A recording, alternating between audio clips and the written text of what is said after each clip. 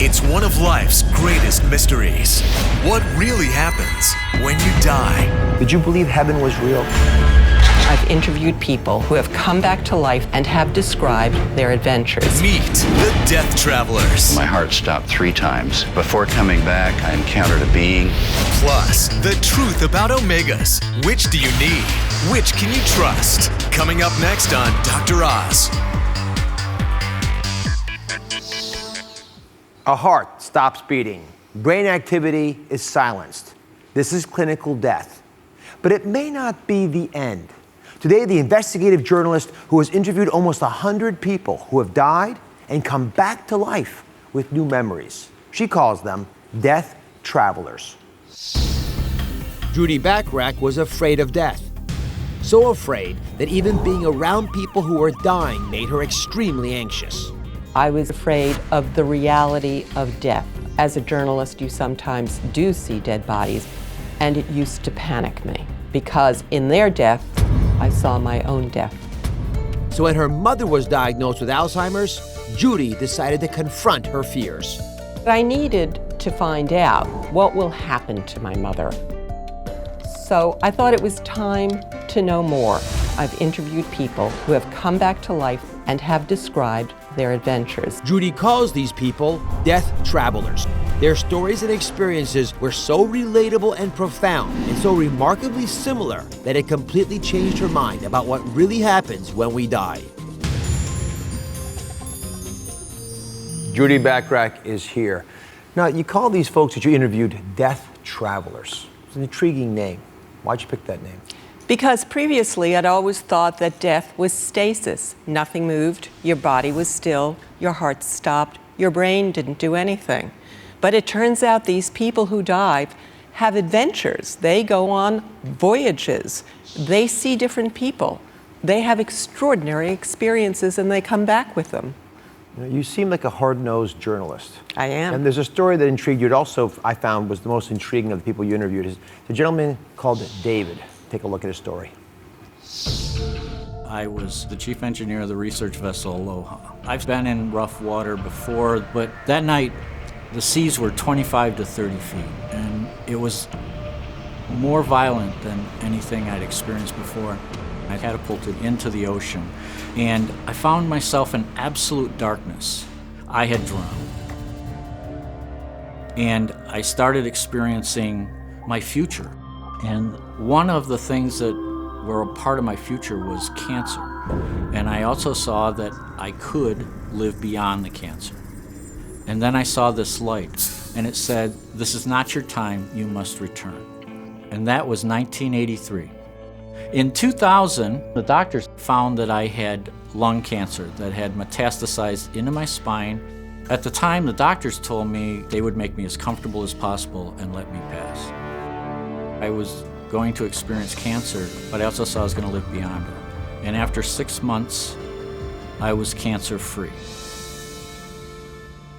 That's an incredible story. It is. What themes did you see recurring in all these death traveler stories like David's? Everybody is unique who comes back from the dead, but many of them encounter other beings, either spiritual or actual human beings who don't really exist on this earth.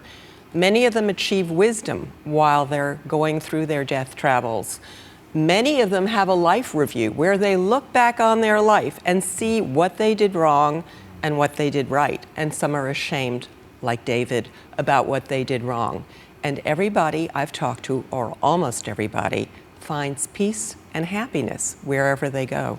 That theme comes up frequently. There's another story I want to show everybody. His name is William. This is a death traveler Judy interviewed who had a very different journey. My heart stopped 3 times, and 3 times the doctors brought me back to life. When your heart stops, energy drains from you very quickly.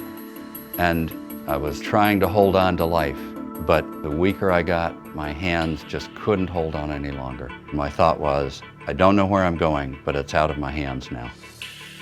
Suddenly, I found myself just in outer space. When I looked out at this universe, I saw all of the stars and all the planets as if there were threads connecting them. And then I noticed that I also was connected to these stars and these planets. And I remember looking at this and thinking, so this is how it works. It's all so simple. It was what I call love energy. Before coming back, I encountered a being, and the being said, put your hand on your mother's heart. And I could feel the pain that she would feel if I died. And I really knew I needed to come back. Did I experience heaven? I think I did. I see myself at my core. I'm that same love energy. And I now see others as that same love energy too. Now, science can actually start to explain some of what happened to William. And let me walk you through it. When a body nears death, the breathing slows and the heart stops beating. But let me take you inside the brain of a death traveler to show you what we think is happening. Deep inside the brain, there are blood vessels carrying oxygen like they do everywhere in the body. But when the blood's not pumping, no more oxygen comes out of the blood vessels. Those bubbles disappear, and the brain literally begins to die. And you see that with these synapses, these neurons, they're firing wildly, and then they stop firing. They begin to starve. And this is the brain of someone who's dying. But what happens if you come back from this? You can't see this on scans all the time, but you see splotchy areas where part of the brain is still recovering and parts aren't. Well, we believe that some of these areas recover faster than others, and it may give you these out-of-body sensations when the parts of the body that ground you, that make you know you're here watching the show right now, aren't working, but other parts of your brain that hear things or sense things or feel things, they've come back. And then later on, the rest of the brain recovers because you're getting better. And now, Judy would say that you're a death traveler because you've come back with memories that you shouldn't have had. Dr. Andrew Newberg has spent the past 20 years studying this phenomenon. He calls it neurotheology, where science and spirit meet. So Dr. Newberg, these death traveler stories, how do you explain them as a scientist? Well, I think we can think of a whole range of explanations as to how these death experiences actually happen, ranging from the very biological that you were just talking about to the very spiritual. But the biology doesn't necessarily explain all the different aspects of these experiences. When you look at the example of David, when he has this premonition of having cancer, and then he winds up surviving cancer in a very unusual way, science has a trouble with trying to explain that. Now, we also have the spiritual explanation that there is a spirit or a soul that actually can go out into the world or go up to heaven and can actually come back and to tell us different things about ourselves or different things about the world or about our future. So I think there's a lot of different explanations, and none of them really explain everything perfectly. In your research, does it matter how we die? It looks like it doesn't really matter the exact method of death. When people either commit suicide, have drownings, have cardiac arrest, all of these different kinds of people can have these near-death experiences and have similar kinds of experiences. Let me share one more story. A woman that Judy interviewed, her name is Tika, and she approached death under horrifying circumstances. She was attacked, but she came back with an amazing new lease on life.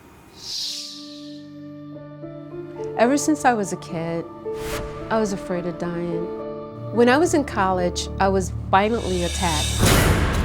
The attack was so bad, my spirit left my body. I saw the light. Everything was quiet, everything was still. I just felt free, and I just felt like I had nothing to worry about. When I woke up, my vocal cords were damaged, my face was swollen, the blood vessels in my eyes were broken. All I could do was cry, but nothing would come out. I just couldn't believe what had happened. Do I think I saw heaven? I don't know, but I just know it was peaceful, it was calming, and I wasn't afraid of death anymore. So Judy, what do you take from Tika's story? Well, she's very much like me. I, too, was terrified of death. But she understands now, and I think we all understand, that even if you die or almost die under the most violent circumstances, there will be peace, understanding, and happiness at the end. And that's an extraordinary gift to come away with. Dr. Newberg, as you hear Tika's story and the other stories that Judy has shared with us, how does it change you? Do you believe in heaven personally? Well, for me, as someone looking at neurotheology, I'm trying to look at all the different possibilities, and certainly I think we need to look at both the spiritual and the biological as helping us understand these experiences. But what I think we absolutely can take away from all of the research that we see is that these are incredibly positive experiences. It transforms the way people think, they change the way they think about their relationships, their lives, and they no longer fear death. So they are enormously positive experiences, and that's something that I certainly believe in. Let me ask you, how many of you believe that there's something out there after we're gone? Oh, that's A lot of absolutely's and hallelujahs, yeah. You know, I gotta say, there's no way for science to tell. There isn't. Yeah. I have had conversations with my patients. I've had stories like this reflected to me, usually privately, people almost embarrassed about talking about it. In fact, many people you did as well. But I gotta say, one recurring theme, people don't feel lonely That's true. when they're gone. They feel embraced. And that has been very comforting to me personally, Yes. although I can't speak to it as a scientist. If you want to find out more about these death travelers or share your own story, log on to DrOz.com. We can also read an excerpt from Judy's new book. It's called Glimpsing Heaven. It's very, very well done. We'll be right back.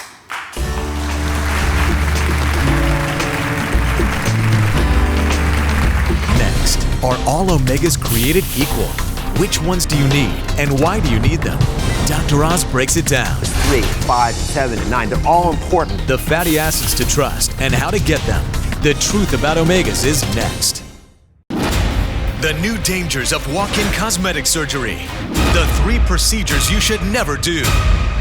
Plus, the surprising plan that may help prevent Alzheimer's. All new Oz. That's coming up tomorrow. Today in the medical spotlight, the truth about omegas. Which omegas do you need? Which ones can you trust? And are all omegas created equal? A growing body of research claims omegas can help everything from memory to joint pain, fight cancer and heart disease, even shine up your skin, nails, and hair. But how do you tell them all apart? Omega-3, 5, 6, 7, 9. How do you know which of these omega fatty acids is right for you? New studies surface almost monthly promoting the benefits of one omega over the other. But there have also been alarming headlines linking omegas to heart disease and fatty liver disease. Today, I'm wiping away the confusion.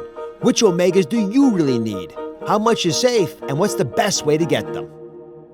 And I asked my friend Dr. Mike Rosen, Chief Wellness Officer of the Cleveland Clinic, to be here today to help explain which omegas we really need. So what do you think is the biggest misconception about omegas? That they're all created equal and that you only need one. You need 4 at least, and they're different, and they're from different sources, and they're tough to get. You got a little cheat sheet way of remembering, a little trick. Which ones are the ones we have to have? They're odd numbers. You remember in grade school, they taught us 3, 5, 7, and 9 were odd numbers? Well, those are the ones you want, the odd omegas, 3, 5, 7, and 9. Right, so you're skipping omega-6, which is an even omega. This is something we find, for example, in corn oil. What are the goods and bads of those types of fats? Well, we need a little omega-6.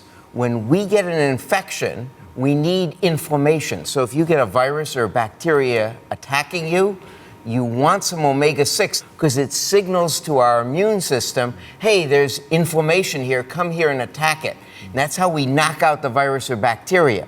But we already have in our diet way too much. So we have way too much omega-6. We get it from everything that's got corn in it, if you will. So we don't need more, and it causes inflammation when we have too much. It causes joint inflammation, osteoarthritis, causes inflammation in your arteries, so leads to heart attacks and strokes. Let's talk about the ones that you like. We'll start with omega-3. These are the odd omegas again. And the first odd omega, omega-3, is sort of interesting because you can get it from two different sources. There's a source that most of us think about usually, which are flax seeds, avocados, walnuts. These are plant-based sources of omega-3s. Why is this fat so essential? Why do you like those sources? Well, those sources are plentiful and we should be able to get it. They decrease arthritis and they decrease inflammation in your arteries. And there are 2 large dietary studies in the last couple years that looked at walnuts, if you will, as a way of decreasing heart disease. And they did. They decreased recurrent heart disease and heart disease by 30%. So these are really important to get, but we can get them pretty easily from a lot of the plant-based foods.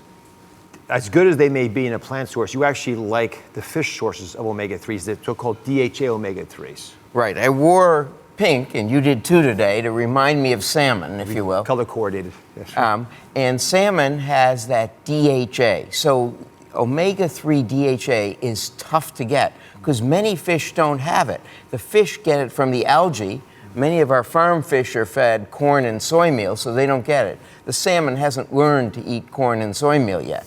So it's a good source of it, and it decreases, it's important for your brain and your eyes, because it decreases memory loss, it builds your hippocampus, the memory center, it helps you sleep better, and in the brain, it's a structural fat. That means it helps your nerves conduct faster. So Mehmet, you're a fathead. You want to be a fathead. What a friend. What a friend.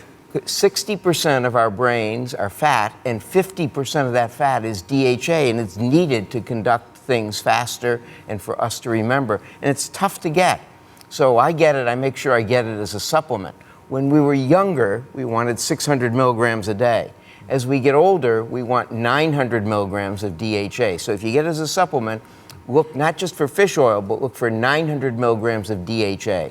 So Michael's a world expert in this area. He's actually the leader, actually, of a scientific advisory committee for a DHA fish oil supplement. There's another omega that we're not going to talk about much because it's brand new. It's the omega-5. It's found in things like pomegranate oil. There's a recent study that shows it might be helpful in breast cancer risk, but we need a lot more information on it. Let's talk about omega-7s. This is a odd omega that's gaining a lot of popularity. Where do we get it from? So you get it from macadamia nuts and anchovies. In the randomized study, the people who got it got less liver fat, got better insulin uptake, so fewer chances of diabetes, lower LDL cholesterol, higher HDL cholesterol, lower triglycerides, and their marker of inflammation, C-reactive protein, which is a marker we always use for inflammation, plummeted. So it really bore out, if you will, and it is a healthy fat that seems to decrease all or many of the risk factors of heart disease. The last odd fat, omega-9s, are the backbone of the Mediterranean diet. It's olive oil. That's how we normally would get it. Why is it so vital? Well, olive oil does exactly that. It does the exact same thing as walnuts, but we don't know whether it's complementary or it's by itself. But in any case, it decreases heart disease by about 30%, and it decreases your LDL cholesterol as well. So in other words, it's another food, olive oil, that seems to be delicious and nutritious and good for us, healthy for us. And how do you pick the right olive oils? Because a lot of them are adulterated now. Right, so a lot of the European olive oils are now adulterated. They're essentially vegetable oils that they put a little coloring in, put a new package in and send it. There are two olive oils that haven't been adulterated, the ones from Turkey and the ones from the United States. So you're from Turkey, if you will. So those are good country. Those are Turkey and the United States have olive oils, so look for those labels on the olive oil. This gets sort of dense for a lot of folks. In your own life, what's the single most important omega fat you have to have? Can you reduce it to one idea? So you can't reduce it to one, because there are at least 3 different ones, that is 3, 7, and 9 you want. If I had to pick only one, it would be the DHA. I'm getting old, so I want my memory and eyesight to be intact. DHA 900 milligrams. You can go to droz.com for a printable chart on the omegas that you need. You can take it to the store when you go to buy them. We'll be right back. Coming up next, a Java junkie spills the beans. I'm absolutely addicted to coffee. The disaster that's brewing internally. They didn't just find reflux. They actually found something. It feels scary. Stay tuned.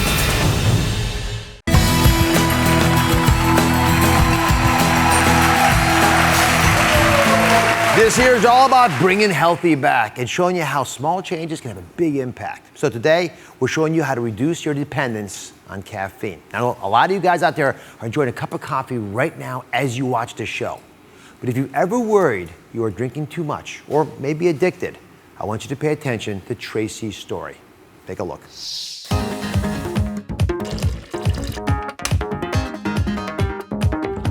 I'm absolutely addicted to coffee, and I absolutely cannot function without it.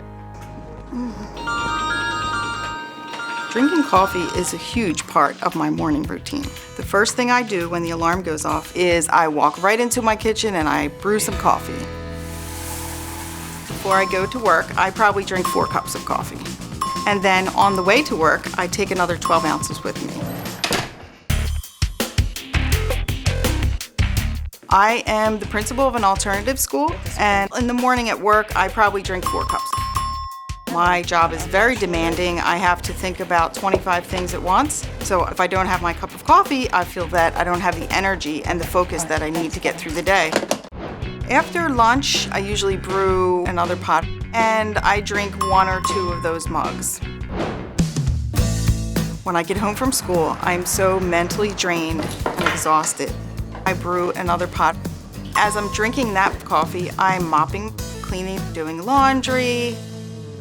The downside is that I feel dehydrated and I get a little jittery. But on the other hand, if I don't have enough, the front of my skull is pounding. I feel a lot of tension, all kinds of stomach issues.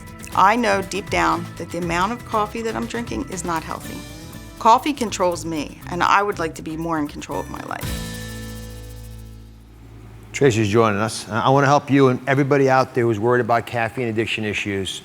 But first, let me focus a little bit on you, because I put you in the truth tube here. Yes. So I had you fill out a little diary, Yes. which you honestly kept for us, so I can track how much caffeine you were drinking.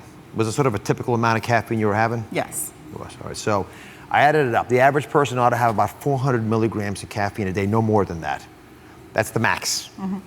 Your amount, you can look up in the truth tube here, was 1,140 Wow. milligrams. That's about 3 times the most that we ever would give you. Mm-hmm. Surprise you at all? Yes, I'm very surprised. You get jury with that? What happens in your body if you try to drink a little less than 1,140 milligrams of caffeine? I have a headache withdrawal. I have one right now. You do? Yes. You smell like coffee? You still smell like coffee. When's the last time you had coffee? 20 minutes ago? Oh, you always have to have coffee? Yes. My goodness. All right. Well, caffeine doesn't, I can pick on people with caffeine, but the real issue, does it help or hurt your body? Sometimes it's good for you to have a little caffeine to get going with headaches, whatever. But one of the things I worry about the most is sleep. And I know that a lot of folks who drink coffee or other caffeinated beverages will have a problem with it. So I sent you home with a sleep monitoring system. And here's some footage of what we experienced. Now, on average, 20% of the time that you're sleeping, you should be in that really deep restorative sleep where your brain is allowed to rest and completely come back with a turned on person. Your number was 9%. 9? 9% of the time that you're sleeping is when your brain is really in that deep phase. I actually called some sleep experts. They were stunned. Wow. That's a troublingly low number. Now, the good news is we know what it's caused from, right? The 1,100 milligrams of caffeine is causing the 9% deep sleep. Yes. So it's a pretty straightforward switch around. But a lot of people aren't aware that although they may be lying in bed for a long time, they're not getting the kind of quality sleep. Yes. So fixable, but it's an issue. But I actually want to focus on a bigger concern I have. Because a lot of folks who drink a lot of coffee have problems with reflux. Come on over here. Now, you've had reflux issues for a while, I Yes. understand. All right. So this is an endoscopy that was just done a couple days ago. Yes. And this is your esophagus. You won't recognize it. And I haven't shown this to you yet, but I'm going to share with you and everybody else. So as you're going through the swallowing tube towards the stomach, there's a little area right there. See the red spot right there, and the little whitish plaque around it? Yes. Can you all see that? Right? That area right there is concerning to me. Because what's happening is the acid is coming up from the stomach into the esophagus, that tube that we're in right now, and it's burning this area. This whole area is red, and it's not supposed to be. That little white line demarcates the area between normal and abnormal. So the reason that's an issue for me is because when the doctors took a little bit of the sampling from that area, because they were worried at how red it looked, they didn't just find reflux. They actually found something that's called Barrett's esophagus. Yes. So what does it feel like to know you've got something that a lot of us have, a caffeine addiction? That's doing some small things, doing some bigger things, and then really doing some huge things to your body. It feels scary. Now, you've known about the reflux for a while. Yes. And why do you think you haven't been able to get your arms around this? Well, I tried to quit, and then one time I was walking through Disney World, and I smelled a cappuccino, and I went right to it. Oh, my goodness. Yes. And then I would limit myself. Every Friday I would have a cup of coffee, and I wouldn't have coffee through the week. But then I slipped back in letting myself have it on Thursday and Friday and Saturday, and then it was back to the full-blown 7 days a week. Like I said, I know it's hard. If it wasn't hard, you would have stopped, and so would millions of people around America. Yes. But the beauty of the body is its resilience. That little area I showed you that was precancerous, it doesn't have to advance anymore. Right? A lot of folks at home have reflux. They won't even get that far if they can stop now. The sleep issue is completely treatable. Yes. The reality is you can change your destiny. Not just you, but everybody can, if they can just wake up to the reality of what's going on inside their bodies. Right. So I got one question, and only one question I wanted to ask you today. Yes. Are you willing to commit to make the change? Absolutely. You will. You do it now. Yes. All right. I'm proud of you. After seeing the video, Yeah. I want to change. Of course you want to change. And a lot of folks aren't even going to get this kind of detail, but I know it's happening inside of them, which is why I want this for everybody to be a real day, a moment that they can make a difference. All right. So I brought in a leading specialist in this area. He's going to join us when he comes back. He's going to help Tracy, you, and everybody else out there deal specifically with caffeine addictions. Whether it's coffee or soda or energy drinks, I've got a 28-day caffeine detox to kick them all when we come back. Do you have a daily routine to wake up in the morning without caffeine? Up at 5 a.m., head to the barn, feed the horses, and clean the stalls. I'm awake for sure after that. Share your pick-me-up on Facebook.com/Dr. Oz. Coming up next, years of caffeine addiction has led to this. The amount of coffee that I'm drinking is not healthy. A simple plan for everyone to filter coffee out of their life. A 28-day caffeine detox that everyone can use. That's next. The new dangers of walk-in cosmetic surgery. The 3 procedures you should never do. Plus, the surprising plan that may help prevent Alzheimer's. All new Oz. That's coming up tomorrow.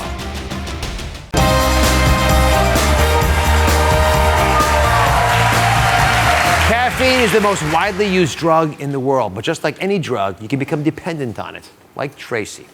I brought an addiction specialist, Mike Dow. He's going to break down a 28-day caffeine detox that everyone who wants to kick the caffeine habit can use. So, Dr. Mike, the first big issue comes up, and Tracy has a lot of insight into this, but how do you know if you're addicted? What does that mean? I think so many people are addicted. So, it's so funny. The irony with coffee is you use a little bit to feel good, but then you cross that line. And when you need something to feel normal, you know you're addicted. And Tracy, I think we can agree, that's you. And then the other big sign is if you reduce it or you try to take it out of your diet, do you experience withdrawal symptoms? Yes. And you clearly do. So if you answer yes to those 2 questions, you may actually be addicted to coffee. And why 28 days? Well, from research, we know that it takes 28 days to form a habit in the human brain. But here's the good news. That also means that some of the things we're going to be showing you, Tracy, and anybody who's addicted to anything from diet soda, like my mom was, and when she was drinking 12 cans a day, or you with 12 cups of coffee can use, because when you replace it with healthy behaviors, healthy foods that give you actually the same feel-good hormones, you're actually going to be feeling better, and it's going to be a lot easier for you in the long run without those health risks. Excellent. And it's real. So come on back. We've got 3 tips we're going to share with everybody. These are 3 ideas. If you follow them through, it'll get you to this 28-day detox program that we're talking about, and then you can detach yourself from that addiction. The first is to deal with the chemical dependency. Now, your body's depending on caffeine, and the goal is to take you off it without hurting you. So you actually have to sort of detox in stages. So for example, week 1, I want you to reduce whatever amount of caffeine you're drinking by 25%. Week 2, down by 50%. Week 3, 75% down, because in week 4, guess what? You're done with the caffeine. And once you can just get off it for a while, and we know you don't have to be on it, then you're no longer chemically dependent, and we can deal with all the other issues. So Tracy, in your case, I put you your own version, your current intake of coffee, right? Cut it down to 9 cups in week 1, down in half by the second week, again by 3/4, and then you're off it by week 4. What would happen, Dr. Mike, if Tracy went off it cold turkey right now and went right to week 4? Well, I think she's tried it before. I mean, Tracy, this was not the way you did it. Like so many people, they just say, oh, I'm going to go cold turkey. So if you go off cold turkey, we know that with caffeine withdrawal, you can have flu-like symptoms, nausea, headaches, fatigue. So you really don't want to do that to yourself, because you're going to set yourself up for failure. When you do it this way, when you use gradual detox, you're not going to be experiencing any of those symptoms. Maybe a little bit that first week, but you're going to be feeling a lot better. Excellent. Intimidating to you? No. Doable? Yes. All right. Step 2 is to deal with those feel-good hormones. You want to replace them, because you're not going to be getting them from caffeine anymore, with real versions, foods, for example. And there's all kinds of addictive chemicals that are released when you do things that feel good. Yes. We can get you that way without having to use those products. So, Dr. Mike. This is amazing. I mean, you've had an omelet before, right? Yes. We've all had omelets before. We've all had eggs. But it's amazing when you combine some of these healthy foods, they actually work together collectively and they help your brain to produce the very same feel-good hormone and chemical that coffee does. So look at this omelet over here. We have this egg, which has an amino acid. Now, when you combine that with the iron with the spinach, the folate in the asparagus, the copper in the mushrooms, all of those things work together and bada bing, bada boom, you got the same feel-good chemical and you're not gonna be needing that coffee, which is causing some serious consequences in your life. Does that look good to you? Very good. We also have more on the website. So we're not just giving you this one recipe. We're giving you more on droz.com. We're going to have 28 days of recipes that anybody can use no matter what kind of addiction you're fighting, from coffee to diet soda. Okay. Now, there's a part of an addiction that cigarette smokers know well. It's that ritualistic part of it. Yes. Right? That iconic, you put your mouth and the cigarette together, and go like that, right? And it goes with a cup of coffee. So in your case, is this your mug? Yes. We have confiscated this. I'm gonna give it back. Yeah. But the holding of it, the the warmth of it, to bring it to your mouth, these are the rituals. It's very soothing, right? It's very mindful. Yes. And I actually don't want to take that away. That's very healthy for us to have those little, it's like a tea party, right? You want to be able to do that. Yes. But you don't have to have coffee in the cup for that to work. And if I gave you water, you wouldn't be happy with me. No. So it turns out that they're herbal coffees. They're made from things like dandelion root and hibiscus that actually are caffeine-free, much less acidic, therefore less likely to cause some of those problems you're having in your esophagus. Wow. And they actually can be ground up. They will taste close enough to coffee that you can actually add real milk to it. So I've made you some here. I can see how judgmental you are already. You can even add a little extra milk. By the way, don't use skim milk in your coffee. You want some 2% fat, or not only does it taste better, but it's better for you. Thank you. And give that a taste. And these are the kind of things that I want you to do. And go ahead and nestle with it and cuddle with it. All right. Because you have that ritual. We saw Tracy in the morning. She has that ritual. So if you have something that you're replacing, it's a lot easier to take something away. So Dr. Mike, how are you going to be able to help Tracy? I want people to see through your relationship what this would look like in their own lives. Yeah. Well, first of all, I'm glad you like it. Yes. I'm going to be your biggest cheerleader. So one of the things we know that works is accountability. When you do something alone, it's so hard. And here you are making this very public statement, and I'm going to be here with you for 28 days. I'm going to follow you. I'm going to be talking to you every week. You're going to be completing a journal. We're going to be tracking your progress, how much coffee, and then we're also going to be tracking how many feel-good activities, how many feel-good foods you're having, and then we're going to track your sleep quality, your energy, and by the end of 28 days, we are going to be off that coffee, and you're going to be feeling better than ever. Excellent. So look at this. This is the serious part. It takes a commitment, obviously. I can bring as many handsome Dr. Dows to you as I can. It still doesn't matter if you realizing that you have the power inside of you always have. When I see you again in 28 days, you're going to feel re-energized, you're going to feel alive, you're going to be amazing, and you won't be dependent on coffee. Thank you. All right. I'm looking forward to it. We're all behind you. We have trust in you and confidence as well. All right. Thank you. You go to droz.com to see Tracy's diary and track her progress. We also have the full 28-day plan Dr. Dow spoke about with those feel-good food recipes that all of you want to kick. We want to kick any habit, frankly, we'll be able to benefit from. We'll be right back.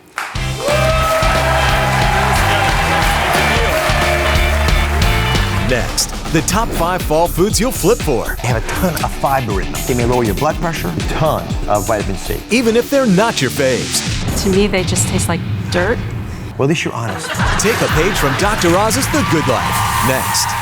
Have a health question? Ask on droz.com and get answers directly from Dr. Oz and his team of experts. No question is off limits.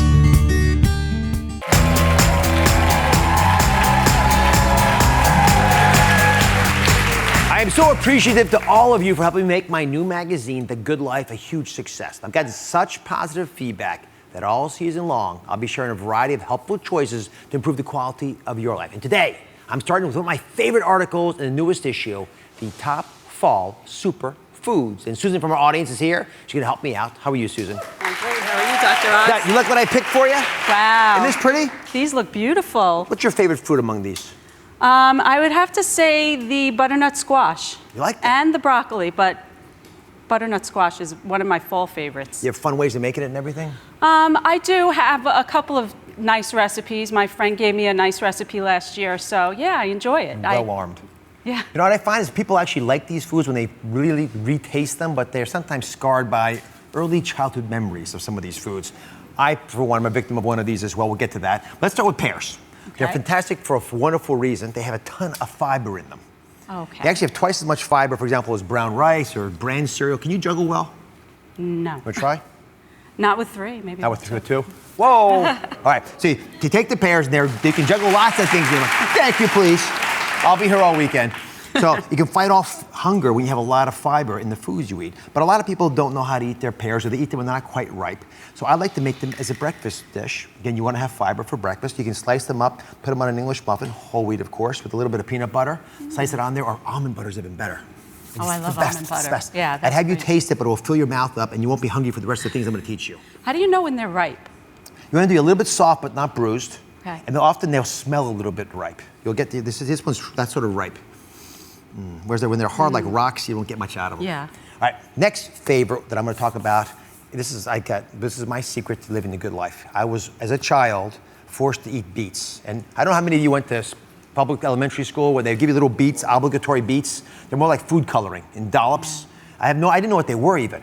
It turns out they may lower your blood pressure. They have a huge benefit for a lot of other reasons as well. Helps with your blood, but you got to like them.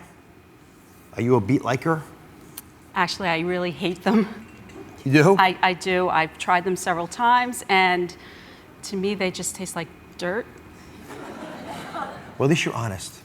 So here's the deal. I hated beets until I married my wife, Lisa, who actually knew how to make beets the right way. So I'm going to attempt to convert you and a lot of other folks by eating beets in a whole different way. I've made you beet hummus. Okay. You take the beets, you peel them, you cook them up and you boil them and you peel the to stay outside a little bit. And then you just buy store-bought hummus, regular old hummus, nothing fancy, put it in a food processor and it looks like that, and taste it. And I'm gonna hold the applause here until I see the smile on your face. Okay. But there are a lot of people who are gonna benefit from beets, hopefully, based on what you say here. Again, just watch the eyes, folks. It's all in the eyes.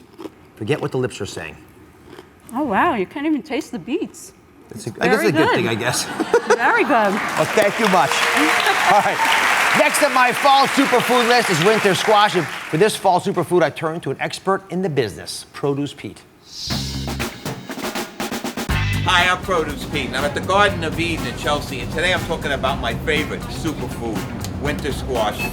Full of vitamin A, full of vitamin C, plenty of antioxidants in them. They're great for your hair, they're great for your skin, and they're great for your eyes.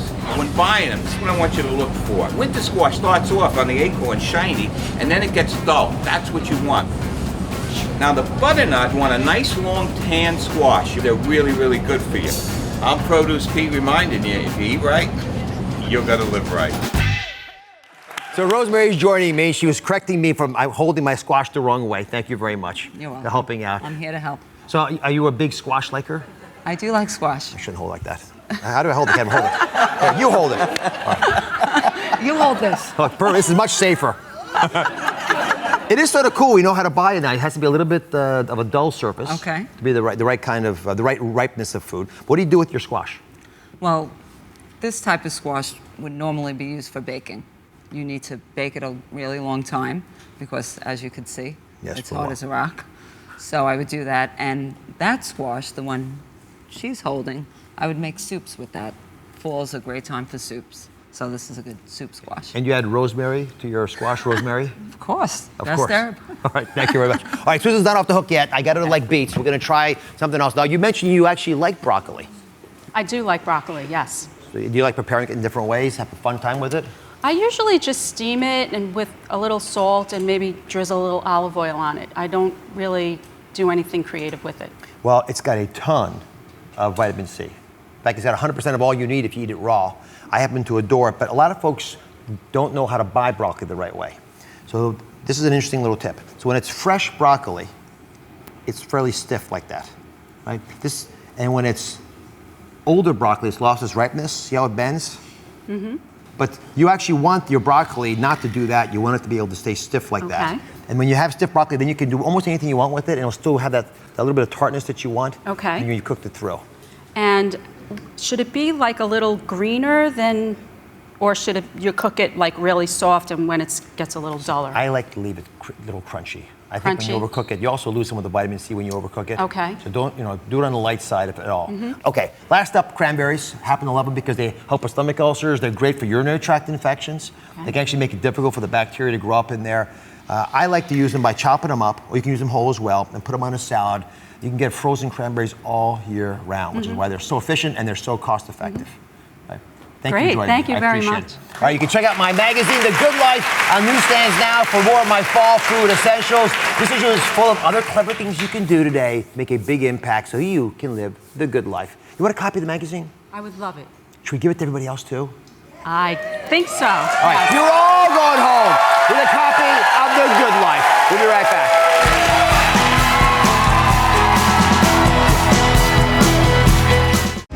There are lots more healthy fall superfoods. What's your favorite?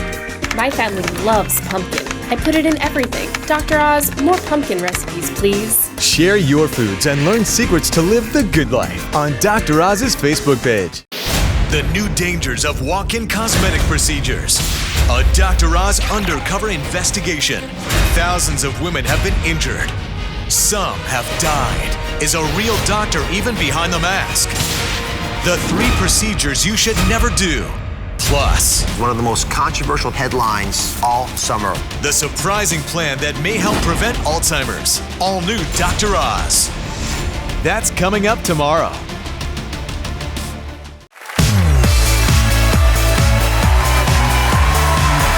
It's time for In Case You Missed It. First, we took a new look at near-death experiences. Now, while there's no way science can tell for sure what happens when someone is declared clinically dead and then they're resuscitated, I've spoken to many patients who've experienced this phenomenon, and I'm comforted by the fact that they don't feel lonely. They feel embraced in that crazy space. So if you want to find out more about these death travelers or share your own story, you can log on to droz.com. And when it comes to omegas, choose wisely. If you take only one thing away from this show, I want you to try an omega-3 fish oil supplement with DHA. You can also focus on all the omegas, omegas 3 and 5 and 7 and 9. They're all important. For example, omega-7, which we don't talk about very much, is found in macadamia nuts, which are actually good for you. I know they have a little bit of fat in them, but they've got so many nutrients and the good kinds of fats that I actually tend to eat these a lot myself. Next question for you. Are you addicted to caffeine? Well, you can break the habit. Start your detox in stages. We talked about this today. You're going to start off in week 1 by cutting out from your normal about 25%. Then in week 2, go to 50%. Week 3, 75% less than you normally had. And then week 4, no more caffeine. I'll show you how to wean yourself off gradually with my 28-day plan to break your caffeine addiction. It's on droz.com. Next, try one of my favorite fall superfoods tonight, broccoli. Now, a lot of you have never had broccoli prepared the right ways. We talked about that today. But 1 cup of raw broccoli has all the vitamin C you're going to need for the rest of the day. And remember, give your broccoli the bend test. So take the stalk and see how hard it is to bend. The harder it is to bend, the fresher the stalk. If you can bend it into a curlicue, pick another piece of broccoli, it's not fresh. If it's fresh, you'll like it more. And you can steam it so you don't mess up too many of the nutrients or eat it raw. Now, I'm going to close with a warning. Please be careful about what you buy online, especially weight loss pills. There are some dubious people online that prey on folks like you who are trying to do the right thing for your health. Sometimes they even try to make it seem like I'm endorsing their products, which I don't. To see a full list of our trusted sponsorship partners, please go to droz.com. I'll see you next time.